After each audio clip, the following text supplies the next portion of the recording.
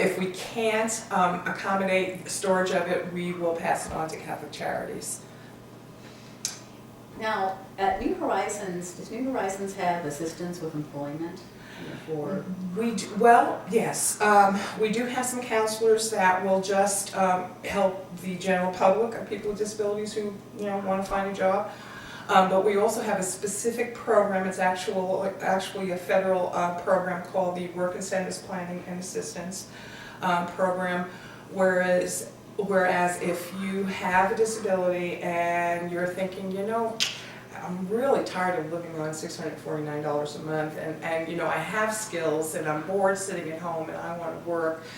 Many times people who are in that situation will hesitate because they're afraid of losing their medical benefits, they're afraid of losing their financial benefits, but we have 2 full-time dedicated staff members who are experts, have been trained and certified by the Social Security Administration to help people examine, analyze actually their benefits, and so very often, you can go back to work, you can either ease off of a Social Security disability or supplement your income for the rest of your life, not lose your medical benefits, not in many cases even lose your financial benefits.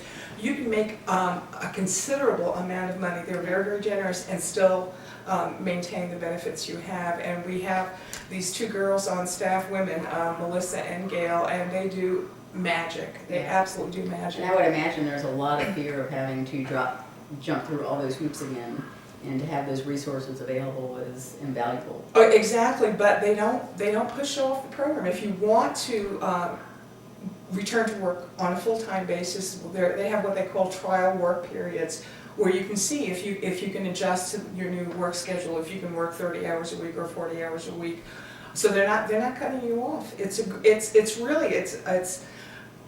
a well-kept secret, and it's such an incredibly marvelous program that I just wish everyone on disability who would even think about going back to work, if they would investigate what would happen if they did. It's just Wow, great. that is incredible, because so many times we define who we are by what we do That's true. in a workplace, and losing that aspect takes away a sense of self and a sense of independence and pride. But I imagine coming back from some sort of an accident or illness that you have been at least disabled for a while, there's a lot of fear imagining, well, can I get to that point again? Mm-hmm. Can I actually do the job? And the risk that would be if you can't do it. Exactly. We practice what we preach as well. We have many people on staff with disabilities themselves, and we have one cherished staff member who, when she was pregnant many years ago, was involved in an accident and suffered a brain injury. And she learned how to talk and walk again. It took her 5 years. Mm-hmm. And she still has a little bit of difficulty ambulating, but she has helped more people than you can shake a stick at. And it's nice too, because we have peer support groups, and not to belay the importance of professional assistance, but if you have an issue, if you've been an overcomer with regard to a particular disability, I think there's no better person that can help a person with a similar disability. So we have a variety of peer support groups, and the staff member who I was talking about earlier is in charge of and conducts monthly what we call our big group, our brain injury group, because she's been there. She knows what it's like, and she managed. She didn't resolve to sitting around and watching television soap operas all day long. In fact, she's been with the agency. We just celebrated her 10th anniversary. Yeah. Can you tell us a little bit about what your role is with the New Horizons, and what does your day look like? Oh gosh, there's not enough hours in my day. I'm the executive director, which is a very lofty title for really chief cook and bottle washer. I do a lot there. My biggest quest is finding money. Perpetually, we're looking for money. Money, money, money, money. In fact, I've got three. grant applications that are due very, very shortly, and it sometimes consumes me. That's what we have to do in order to keep our programs going. So what does your pie chart look like as far as funding? You know, Well, what are your major resources? We get considering what we do, we get a rather small grant from the federal government through the Department of Education to run our center. And let me reemphasize that we are not a residential center. We don't have day programs. What we try to do is empower the disability community to live as equal community members.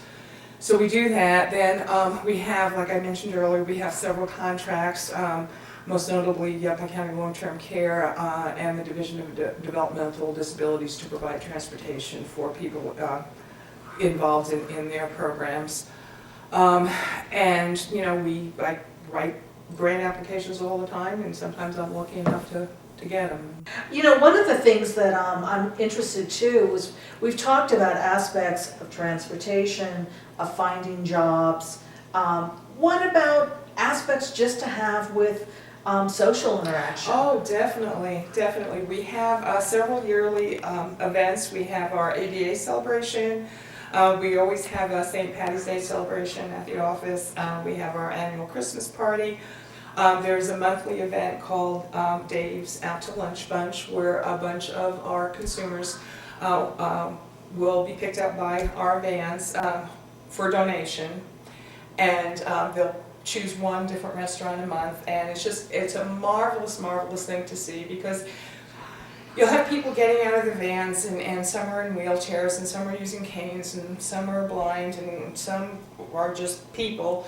And usually when they enter a restaurant, people will kind of, you know, stare. You know, oh my gosh, look at all these people coming in here. It winds up being not just a social outing and a chance to network and share a nice meal and have some good conversation, but it's also a presentation to the community that people with disabilities, again, are like everyone else, because, you know, they may look when people first walk in, but after a while, they see that people are engaged in conversation, and they're laughing, and they're eating, and basically we're just like everybody else. Yeah. You know, What kind of things are challenges in this community? Well, let me give you a personal example from last summer. I got to go with a friend to the rodeo, and that was actually the first time. I've been here for 10 years now. It was the first time I actually got to go to the rodeo, which I enjoyed thoroughly. But the friend that I went with happens to ambulate via crutches. His legs just don't work, and he's got really strong arms, and he uses them to get from point A to point B. And so they were accommodating in that they had those little, what do you call those little things you drive that are open, whatever they are. Anyway, yeah, kind of like bigger versions, but you know what I mean. So, you know, and they escorted us to the, quote, handicap section, which in itself is sort of constraining people. You know, you're different, you have to sit in the handicap section. Anyway, just by way of example, and God bless the people of the rodeo, they do a great job, and I want to talk to them more about this before the next rodeo comes on. But so we were seated in the handicap section, and we were, because he doesn't use a wheelchair, he uses crutches, we were seating in the regular metal folding chairs in the front row, and we had a great view, and blah, blah, blah. And all of a sudden, some lady comes and taps me on the shoulder, apparently a rodeo volunteer, and I look back at her, and she said, "Would you mind sitting behind your friend?"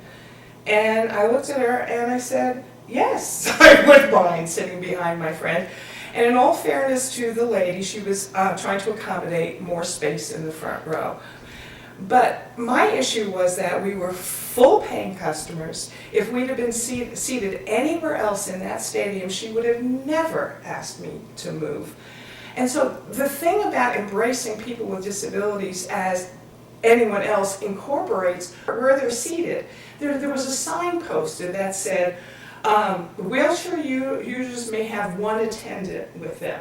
What if I'm in a wheelchair and I've got my family and I've got a whole bunch of kids and a whole bunch of grandkids, and we want to go somewhere and we want to sit together. I'm not allowed to sit with my family because I'm only allowed an attendant, and an attendant is a presumption anyway. I don't need an attendant, you know, I'm perfectly independent, you know. So although the ADA, and we just celebrated the 20th anniversary of the ADA this past summer, has made tremendous strides, there's still a lot of work to do and a lot of things that people need to understand about people with disabilities. What kind of volunteers are you looking for? What will they do? And how many volunteers do you have now? We have about 8 steadfast volunteers that do things anywhere from stuffing envelopes to doing little minor repairs. And basically, we do ask our volunteers to sign a confidentiality agreement. But really, all you need to do is have a heart to help others. So how did you personally become involved in New Horizons and go in that direction? Many years ago, I moved to a remote community in northern New Hampshire. I couldn't find a job to save my life. I was a draftsman prior to that, and answered an ad for a respite provider. I didn't even know what a respite provider was, but it turned out it was for someone who had a profound disability, whose family needed a break, and actually it was a foster family who needed a break occasionally from taking care of her. Well, this woman had extraordinarily profound disabilities. If you can picture a woman in her late 50s who weighed 100 pounds and was all sort of crumpled up in her wheelchair, and she had a very heavy brow and dark eyebrows, and she was blind, but not because of a medical issue. It was because she grew up in the Laconia State School for Retarded Children, as it was called back then. And I believe she blinded herself, I know, from hitting herself repeatedly in the face because she didn't like what she saw, and that was her way of avoiding reality. Anyway, the foster family that she had been living with, there came a time when they couldn't care for her anymore, and I wound up, the state actually asked me if I would consider opening up a home for adults with developmental disabilities, and indeed I did. Ruthie really changed the course of my life because she showed me that there were 2 sets of people in the world. I used to take her to church with me. And I would sit on the aisle and she would sit beside me in her wheelchair. And the 2 sets of people that I became aware of were those that, when they walked down the aisle to receive communion, would stop and greet her and say, "Hello, Ruthie, how are you?" Or the ones that made a wide berth around her. And I wanted to always be the kind of person that would stop and say hello. And so I went back to school, got a degree first in human services and then in human potential, and have devoted my life to social services. Liz, I think that not only New Horizons, but certainly the community is much greater, happier, and more fulfilled because you're here contributing your talents. We thank you so much for visiting with us today on Prescott Alive, and we certainly look forward to seeing you continue with these wonderful things. Thank you so much. It's been wonderful. Thank you. Thank you.